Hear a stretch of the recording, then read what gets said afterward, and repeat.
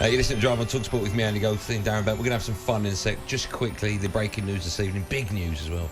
Gary Lineker has been told to step back from hosting Match of the Day until he and the BBC have an agreed and clear position of his use of social media. And on the back of that news, it's time now for this. This is BBC One. Now, on a change to our regular programming, it's time for Match of the Day with Andy Goldstein and Darren Bent.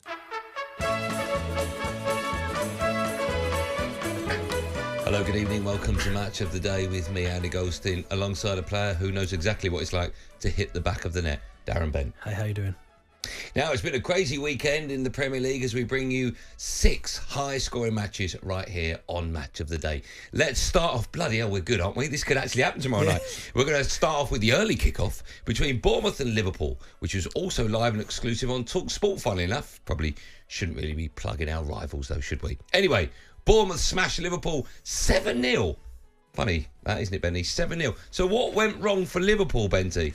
Yeah, just didn't start very well. If you look at the graphic here, you look at the two fullbacks. It's gone for the graphic line as well, yeah. Way too far apart. The gap between the centre half and the fullback was the gap was too big. You could drive a train through that. Weren't communicating enough at the back. Didn't go with runners. Didn't work hard enough. And ultimately, they paid the price. Let's talk about the first goal again, shall we? Lots of controversy, VAR. Talk me through it, Benty. Yes, as you can see here, Virgil van Dijk, he's the problem in this situation. I've highlighted him here. Yeah. Oh. He's got his hand up. He really wants the job, by the way, right? This is completely off script. He really wants this job. He's got his hand up in the air. Rather than going with his runner, he banks on the fact that he believes he's offside. He wasn't. He then has to turn, chase him. By then it's too late. Callum Wilson, who's gone back to Bournemouth, scores a goal, game over. Okay, and what do you make of this? An eagle-eyed viewer saw a microwave on the pitch. This is a bit weird, isn't it? What was that down to? Because Bournemouth were cooking. He wants the job, I'm telling you. Moving on now to Brentford, as their European tour is well and truly on the cards. Thanks to a 69-0 win away at Everton.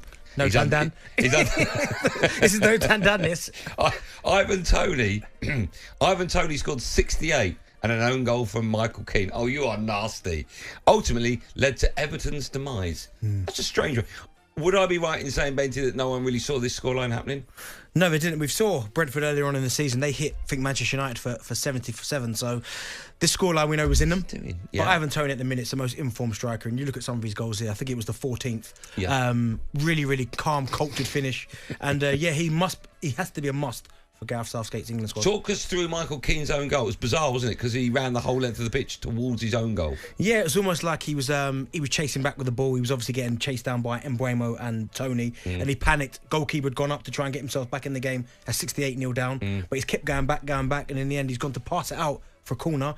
And he's ended up just passing it into the corner of his goal. So poor defending, poor decision making, and unfortunately they're going to have to wake up tomorrow morning and try and forget all about it. He's so good to get the gig tomorrow, isn't he? How much of this was down to the fact that Sean Dyche was ill before the game and Frank Lampard stepped into the dugout again?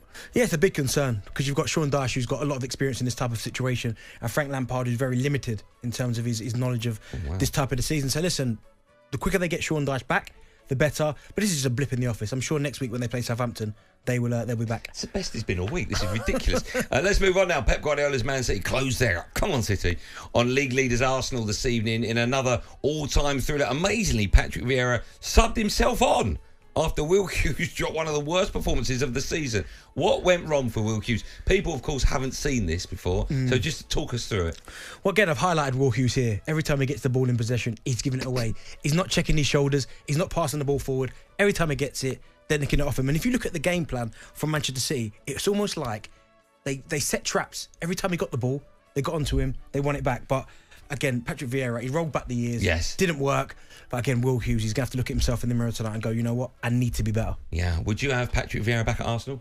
Yes, I would as our captain. In this kind of form, you'd do that? Yes, I would. Spurs were back to winning ways against Nottingham Forest, but a rough night for Antonio Conte after a huge gust of wind blew his wig into the stands. Now, this was a surprise for a lot of people, especially Antonio Conte. We've got this from 7 different angles. Talk us through it. Yes, as you can see, the wind coming in from the north. Yep.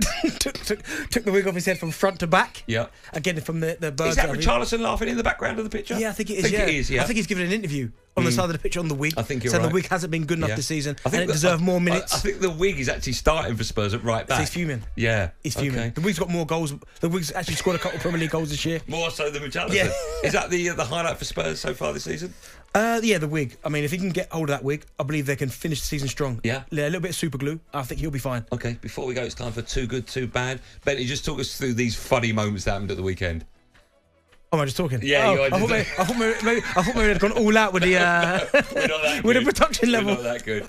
Listen, that's all we got time for. Stay with talkSPORT, of course, Hugh Rosencroft picks up the reins, and we'll talk you through everything you need to know. We hope Lineker, Wright and Shearer are back on Match of the Day sooner rather than later. We love those three. We love you as well. Thanks so much for staying with us. Thanks for your calls as well. We'll be back on Monday night, 4 p.m. for more of the same. In the meantime, have a great weekend. On AM, on DAB, via the talkSPORT app and on your smart speaker. talkSPORT.